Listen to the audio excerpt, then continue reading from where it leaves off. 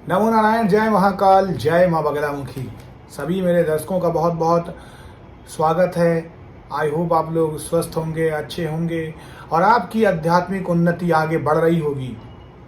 देखिए, आज का विषय बहुत ही महत्वपूर्ण है और ये एक ऐसा बीज मंत्र है जो हमेशा आपको YouTube में देखने को मिलेगा और आपके मन में भी कभी ना कभी ये सवाल आया होगा कि मैं भी इस मंत्र को जपूं तो शायद मेरी मनोकामनाएं पूर्ण हो जाए, मुझे फ़ायदा हो। बहुत ही पावरफुल मंत्र है, तो इसके अपने कुछ नियम भी होते हैं। मुझे ये कमेंट में भी पूछा गया था कि अगर मैं नवाण मंत्र का जाप करता या करती हूँ तो मुझे क्या क्या फ़ायदे मिलेंगे, क्या मैं नवाण मंत्र का जाप कर सकता या कर सकती हूँ।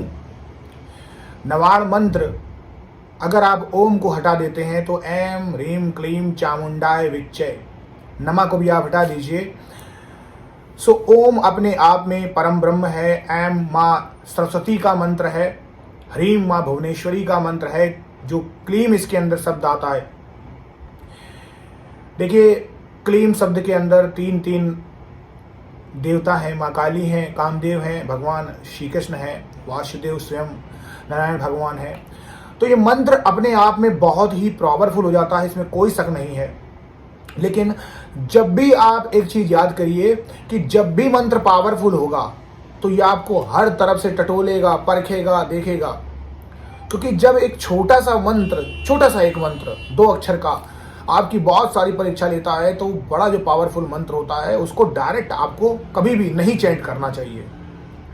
मेरे खुद के पर्सनल एक्सपीरियंसेस हैं और कमेंट भी मुझे लोगों के आते रहते हैं, और आप में से बहुत से लोग जो जुड़े हुए हैं उन्होंने खुद भी ये अपनी लाइफ में एक्सपीरियंस किया होगा कि अगर उन्होंने ऐसे ही कोई भी मंत्र को डायरेक्ट जपना स्टार्ट किया था तो उनकी ज़िंदगी में बहुत सारी दिक्कतें भी आई होंगी। और मुझे ऐसे कमेंट्स भी आते हैं जिसमें मुझे लोगों ने बोला है कि मैंने इन मंत्रों का जाप किया और मुझे दिक्कतें आ गई।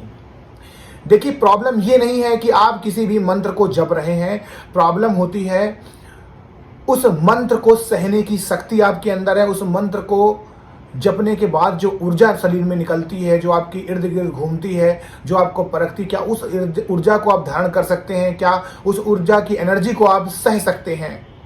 क्या आप पूरी तरीके से एग्जाम के लिए तैयार हैं? या उस मंत्र के अंदर जो भी विधि विधान है क्या आप कर सकते हैं? तो बात यहाँ पर सिर्फ पात्रता की आती है। अगर आपके मेरे पूछे गए जितने भी क्वेश्चन हैं उनका सबका आंसर यस है तो बिल्कुल नवाण मंत्र आपके लिए बना है, आप कर सकते हैं। और मैं तो बोलता हूं कि आप एक बार ट्राई कर सकते हैं। अगर उस मंत्र ने आपको प्रॉब्लम, समस्या दी है तो उस मंत्र को आप तुरंत छोड़ दीजिएगा, उसमें कोई दिक्कत नहीं है। और अगर आपको प्रॉब्लम नहीं आ रही है तो फिर मंत्र वो आपको फायदा देगा। तो ये एक रास्ता है जिस रास्ते पर आपको ही चलना है। पर अगर मुझसे ये सवाल किया जाए कि क्या मैं इस मंत्र को डायरेक्ट जप सकता या सकती हूँ, तो मेरा आंसर सिंपल शब्दों में होगा नहीं। क्योंकि ये जो भी मंत्र है वो माँ दुर्गा का मंत्र है। माँ दुर्गा अपने आप में, जो ये शब्द है दुर्गा, ये अपने आप में ही परिपूर्ण है, डिवाइन वर्ड है। और माँ दुर्गा में अपने आप में ही एक ऐसी नवाण मंत्र की शक्ति छपी है कि जब अगर किसी भी देवी देवता का नाम आप नाम के साथ जपते हैं, जैसे आप सिर्फ इतना ही जपते हैं दुर्गा दुर्गा दुर्गा दुर्गा दुर्गा, तो 100% आपको वही रिजल्ट मिलेंगे जो नवाण मंत्र में मिलते हैं।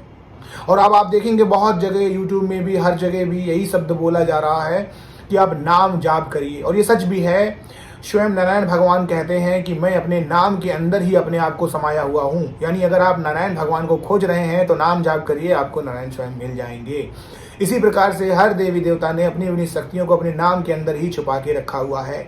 तो भटकने की जरूरत नहीं है, आप नाम जाप करिए। लेकिन अगर आपने पहले से कई साधनाएं की हुई हैं, इसके अलावा भी आप किसी भी देवी देवता के भक्त रहे हैं, साधना अर्चना पूजा पाठ में आपने अपना समय बिताया हुआ है, तब भी आप नवाण मंत्र कर सकते हैं। इसमें भी किसी भी प्रकार के गुरु दीक्षा की आपको जरूरत नहीं पड़ेगी। लेकिन अगर आप चाहते हैं नवाण मंत्र आपको सभी प्रकार की शक्तियां दें, क्योंकि ये बहुत पावरफुल है, तो पहले आप गुरु दीक्षा ले लीजिए, अपने आप को परिपक्व बना लीजिए, अपने आप में वो ऊर्जा जो सहने की क्षमता होती है उस क्षमता को ले आइए, फिर आप इस मंत्र को करिए। जैसे ही किसी भी मंत्र को आप जपना चालू करते हैं तो मंत्र में जो शक्ति होती है वो काम करती है। लेकिन आप एक बात जान लीजिए कि जो हमारा मन होता है उसके अंदर भी बहुत सारी शक्ति होती है अच्छा और बुरा सोचने की। आप अपने मन को कभी भी रोक नहीं सकते हैं। मन चंचल होता है और यह हर समय कुछ ना कुछ सोचते रहता है। यही बोला गया है कि साधना काल में या फिर जब भी आप कोई भी प्रकार का मेडिटेशन करते हैं, योग ध्यान करते हैं, तब अपने मन को कहीं भी भाग रहा हो उसको फिर से लेकर उसी जगह में लेके आइए। तो हमारा मन निगेटिव भी सोचता है, पॉजिटिव भी सोचता है, लेकिन सबसे ज़्यादा निगेटिव सोचता है। कहावत कही गई है कि जब भी हम किसी जगह में शांत तरीके से बैठते हैं तो सबसे पहले बुरे ख्याल ही आते हैं। क्यों? क्योंकि ये कलयुग है। तो बुरे ख्याल जल्दी आते हैं, तो बुरे ख्याल में फिर नेगेटिव एनर्जी आपको घेर लेती है। यही कारण बस है कि नवाण मंत्र हो चाहे कोई भी मंत्र हो, उसके करने के बाद आपके घर में लड़ाई झगड़े होना स्टार्ट हो जाते हैं। आपके घर में फिर धीरे धीरे दिक्कतें आना स्टार्ट हो जाती हैं। सो मैं अपने हर वीडियो में यही कहते आया हूँ कि सबसे पहले अपने मन को पॉजिटिव रखिए, और जिनका मन एक जगह पे नहीं रख पाता है उन्हें काले हकीक की माला से जाप करना चाहिए, जिसे हम ब्लैक अगेट भी बोलते हैं। इंग्लिश में ब्लैक अगेट बोलते हैं और हिंदी में उसे काला हकीक पत्थर बोलते हैं। उसकी माला मिल जाती है। उससे अगर आप जाप करते हैं तो नेगेटिव एनर्जी हो या नेगेटिव विचार हो, उनको शून्य हो जाना पड़ता है और फिर आपको दिक्कतें नहीं आती हैं। क्योंकि मनुष्य का ये स्वभाव है कि उसके दिमाग में उथल पुथल मची रहती है, अच्छे बुरे ख्याल आते हैं। तो जैसे ही आपने मंत्र को जपना स्टार्ट किया और आपने क्षण भर में कोई भी बुरा चीज़ सोचा तो मंत्र की शक्ति घेर लेगी। लेकिन ये जो नियम है ये नाम जाप के साथ लागू नहीं होता है। तो मेरे सभी भाई लोग, जो बहनें हैं, जो भी साधक हैं, साधिकाएं हैं, नाम जाप करिए। और अगर आप किसी भी मंत्र को परखना चाहते हैं तो बिना गुरु दीक्षा के मत करिए। यही शास्त्र कहता है, यही नियम है, और यही आगे चल के आपको प्रॉब्लम भी दे सकता है और आपकी ज़िंदगी को बना भी सकता है। तो बात इतनी सी ही है कि अगर बात हट की आ जाती है तो आप सभी चीज़ करने के लिए स्वतंत्र हैं। अगर आप चीज़ों को सही समझना चाहते हैं तो तरीके वही हैं जो मैं कह रहा हूँ। आपको किसी भी मंत्र को परखने की उद्देश्य से जरूरत नहीं है। आप सिर्फ भक्ति करिए, और भक्ति में सच्ची शक्ति अगर आपके पास होगी, भक्ति की सच्ची शक्ति अगर आपके पास होगी, तो ईश्वर को हर रूप में, हर समय में, हर दिशा से आपकी तरफ आना ही पड़ेगा। ये नियम है। तो अपनी भक्ति को अच्छा रखिए, 100% आपको वो सब मिलेगा जो आप चाहते हैं।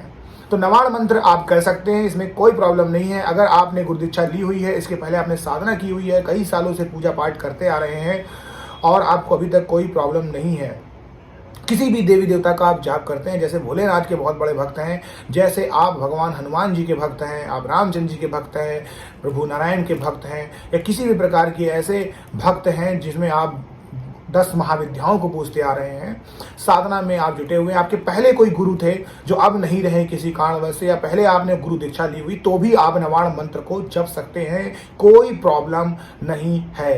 क्योंकि नवाण मंत्र के अंदर बीज मंत्र होते हैं, और बीज मंत्र के बारे में कहा गया है कि बीज मंत्र हमेशा ब्राह्मणों के मुख से लेना चाहिए, गुरु दीक्षा के रूप में लेना चाहिए। उसके संस्कार होते हैं, यज्ञोपवीत जो कर लेता है उनको करना चाहिए। जो आचरण तो शुद्धता करता ही है, शरीर का भी ध्यान रखता है, शरीर की भी शुद्धता करता है, और सही प्रकार से शास्त्रों का पालन करता है, विधि विधान से जो साधना करता है, जो एक समय नीचे सोता है, एक टाइम भोजन करता है, वही बीज मंत्रों का उत्तराधिकारी होता है। सो आई होप आपको मेरी बात अब समझ में आ चुकी हो। करना ना करना या आपके ऊपर है, लेकिन नियम जो है वो यही है, नाम जाप करिए, आपको सब कुछ मिलेगा। आप सभी लोगों का कल्याण हो, खुश रहिए। मेरे प्रभु श्री हरि नारायण आपकी सभी मनोकामनाओं को पूर्ण करें। आप सभी लोग जो चाहते हैं वो आपको मिल जाए, मैं यही कामना करता हूँ। इसी के साथ इजाजत चाहता हूँ। नमो नारायण। जय महाकाल, जय मां बगलामुखी।